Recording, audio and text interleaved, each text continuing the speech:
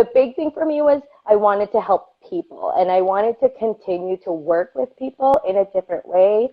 And massage therapy just kept coming up and coming up. I was in an accident, just a rear end accident. I didn't realize how badly I was injured, so I had a lot of hands-on therapy to get through that. And I think the education that I received from healing my body, working with chiropractors, massage therapists, acupuncturists, like the whole plethora, right? I learned so much, and I realized I was really interested in knowing more, and just I wanted to continue that.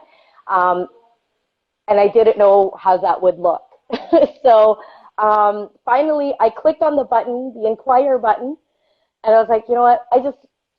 It doesn't hurt to just see how it all pans out, right? Or like how much it costs, how long it takes, etc. So I clicked on